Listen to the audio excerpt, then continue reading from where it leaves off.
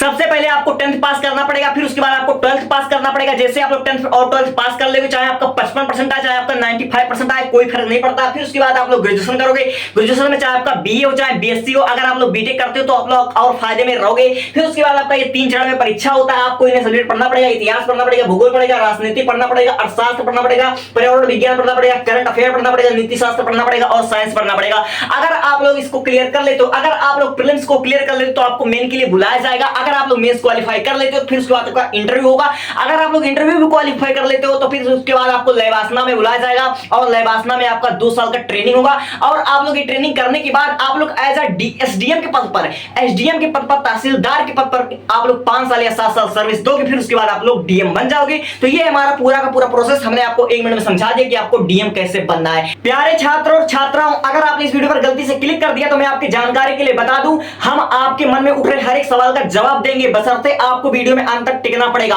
अगर आप लोग जानना चाहते हैं कि आईएएस ऑफिसर हम कैसे बने, आईएएस ऑफिसर बनने के लिए हमको 10th के बाद 12th के बाद कौन सी डिग्री हमको हासिल करना चाहिए, क्या हमको बीए करना चाहिए, क्या हमको बीएससी करना चाहिए या फिर हमको बीटेक कोर्स करना चाहिए, आखिर क्या क्या करना चाहिए, कौन सा ग्रेजुएशन सबसे बेस्ट होगा, हम आईएएस की तैयारी करना चाहते हैं लेकिन हमको जीरो नॉलेज है, तो हम आपके मन में उठ रहे हर एक सवाल का सबसे बेहतरीन जवाब देंगे और हम आपको विश्वास दिलाते हैं कि इस प्रश्न से रिलेटेड आपको कोई भी डाउट नहीं रहेगा। बस आपको वीडियो में अंत तक टिकना है। हम आपको विश्वास दिलाते हैं कि हम आपको एक स्टेप तक हम ऐसा कोई बाकी नहीं छोड़ेंगे जो कि आपको दूसरी जगह से देखना पड़े या सर्च करना पड़े। तो हम बिना देर के वीडियो की शुरुआत कर देते हैं। सबसे पहली बात, अगर आप लोग 10th में हो या आप लोग 12th में हो, अगर आपने 10th पास कर लिया, 12th पास कर लिया, आप लोग आगे चलकर एक आईएएस ऑफिसर बनना चाहते हो, तो मैं फिलहाल 10th के बाद से ही बताना शुरू करता हूं। आपने 10th पास कर लिया, अगर आपके 50% भी आए तो डज नॉट मैटर। अब 10th पास करने के बाद चाहे आप लोग साइंस स्ट्रीम लो, चाहे आप लोग कॉमर्स स्ट्रीम लो, चाहे आप लोग आर्ट स्ट्रीम लो,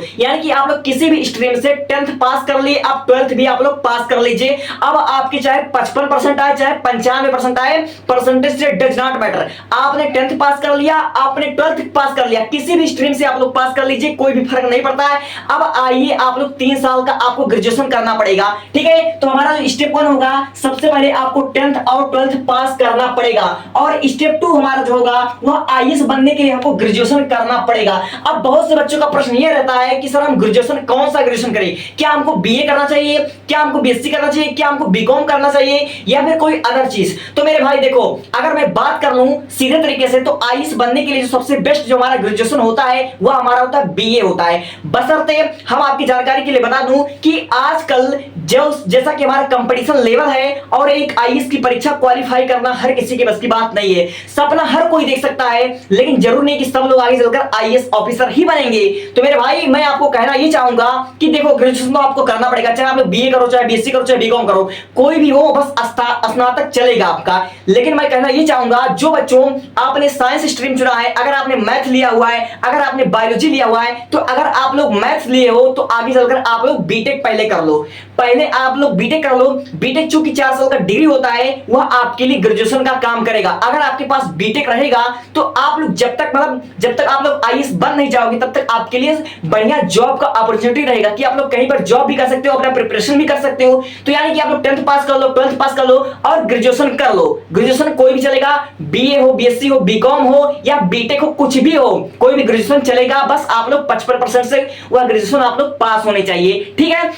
अब यहां से असली लड़ाई शुरू होती है। अगर आप लोग आगे चलकर आईएएस ऑफिसर बनना चाहते हो तो आपको यूपीएससी एग्जाम क्रैक करना पड़ेगा, आपको यूपीएससी की तैयारी करना पड़ेगा। अब जो यूपीएससी की एग्जाम होती है यह 3 स्टेप में होती है, यह 3 चरण में होती है, ठीक है। सबसे पहला हमारा जो चरण होता है वह हमारा होता है प्रीलिम्स, ठीक है। सबसे पहला चरण हमारा होता है प्रीलिम्स। बट मैं आपको इसका चरण बताने से पहले सबसे पहले मैं आपको इसका सब्जेक्ट बता दूं कि अगर आपको आईएएस ऑफिसर बनना है तो आपको कौन कौन से सब्जेक्ट से पढ़ाई करना पड़ेगा, ठीक है। देखो, आईएएस बनने के लिए आपको हिस्ट्री यानी कि इतिहास पढ़ना पड़ेगा, जियोग्राफी यानी कि भूगोल पढ़ना पड़ेगा, पॉलिटिकल यानी कि आपको राजनीति पढ़ना पड़ेगा, इकोनॉमिक यानी कि अर्थशास्त्र पढ़ना पड़ेगा, ठीक है। एनवायरमेंट यानी कि पर्यावरण विज्ञान पढ़ना पड़ेगा, साइंस आपको पढ़ना पड़ेगा, करंट अफेयर पढ़ना पड़ेगा और आपको एथिक्स यानी कि नीति शास्त्र, यानी कि आईएएस बनने के लिए आपको 7 से 8 सब्जेक्ट तो पढ़ना ही पड़ेगा। ये आपको 7 सब्जेक्ट पढ़ना पड़ेगा अगर आप लोग आईएएस ऑफिसर बनना चाहते हो, ठीक है। अब बहुत से बच्चों का डाउट ये रहता है कि सबसे पहले हमको फीस के बारे में बताइए कि फीस हमारा कितना लगेगा। अगर आप लोग आईएएस की तैयारी करना चाहते हो तो आपका स्टेप 1 यानी कि प्रीलिम्स और मेंस इन दोनों परीक्षा की तैयारी करने के लिए जो आपका फीस लगेगा, अगर आप लोग दिल्ली जाकर पढ़ाई करना चाहते हो, अगर आप लोग ऑफलाइन पढ़ाई करोगे तो आपका 1.5 लाख रुपए से लेकर 2.5 लाख रुपए आपका फीस लगेगा। ये मैं रियलिटी बता रहा हूं। अगर आप लोग ऑनलाइन पढ़ाई करोगे तो भी आपका 30,000 से 75,000 रुपया लग जाएगा, ठीक है, बुक्स मिलाकर। अगर आप लोग सेल्फ स्टडी करना चाहोगे तो भी आपका 30,000 से 70,000 रुपए तो आपका लग ही जाएगा, ठीक है, किताब फिर उसके बाद रहने खाने का पूरा आपका मतलब लग जाएगा। तो ये होगी आपकी फीस के बारे में। अब हम बात कर लेते हैं आपके चरण के बारे में। देखो, आईएएस बनने के लिए आपको 3 चरण क्वालिफाई करना पड़ेगा। सबसे पहले आपका होता है प्रीलिम्स। अगर आप लोग प्रीलिम्स क्वालिफाई कर लेते हो तो भी आप मेन का परीक्षा दे पाओगे। तो आप प्रीलिम्स कैसे क्वालिफाई करोगे? प्रीलिम्स में कितना पेपर आपके होने हैं? तो देखो मेरे भाई, प्रीलिम्स में आपको 2 पेपर देने होते हैं और दोनों के दोनों एमसीक्यू होंगे, यानी कि मल्टीपल चॉइस क्वेश्चन वाला आपका होगा, ऑब्जेक्टिव टाइप का होगा, ठीक है। तो पहला हमारा जो एग्जाम होगा वो हमारा होगा जनरल स्टडीज, इसको आप लोग जीएस बोलते हो। इसमें आपके टोटल होंगे 200 मार्क के आपके मतलब क्वेश्चन रहेंगे, 100 क्वेश्चन रहेंगे और प्रत्येक क्वेश्चन आपका 2 मार्क का रहेगा, यानी कि 100 क्वेश्चन होंगे, 200 मार्क के आपका एग्जाम होगा। और ये 2 एग्जाम होगा, एक हमारा होगा जनरल स्टडी और दूसरा होता है सीसेट का पेपर, ठीक है। सीसेट का पेपर का भी वही हाल है, 200 मार्क का आपका क्वेश्चन होगा, ठीक है, और 100 क्वेश्चन होंगे और 200 मार्क का आपका होगा और टाइम आपके 2 घंटे मिलेंगे। चाहे आप लोग जीएस की बात कर लो, चाहे आप लोग सीसेट की बात कर लो, आपको 2 घंटे मिलेंगे, 200 मार्क के क्वेश्चन होंगे और 100 क्वेश्चन आपका होगा, ठीक है। ये आपका हो गया पहला चरण। अगर आप लोग प्रीलिम्स क्वालिफाई कर लेते हो तो आपको मेन के लिए बुलाया जाएगा। अगर आप लोग प्रीलिम्स क्वालिफाई नहीं कर पाते हो तो आपको मेंस में एंट्री भी नहीं होने वाली है। तो अब मेंस के बारे में जानकारी कर लेते हैं। मेंस में जो आपके पेपर होने हैं, मेंस में टोटल आपके 9 पेपर होंगे, 9 सब्जेक्ट के आपके पेपर होंगे, ठीक है।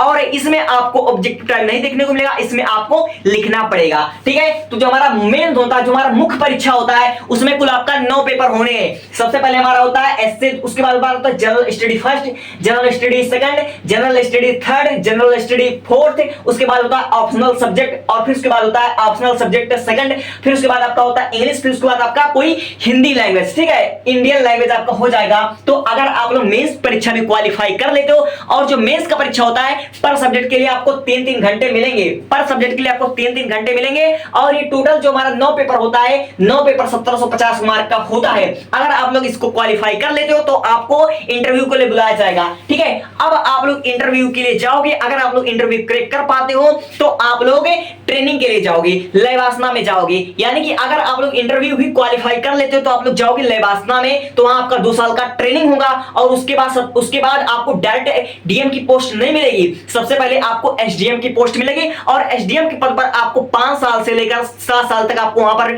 ड्यूटी करना पड़ेगा, वहां पर आपको सर्विस देना पड़ेगा, फिर उसके बाद आपको एक डीएम का पद मिलेगा।